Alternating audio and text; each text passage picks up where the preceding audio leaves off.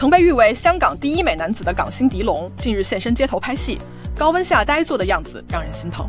据港媒6月24日报道，79岁的狄龙近日复出拍摄新剧《欲望寄生》，客串一个陷入骗局的乡下老头。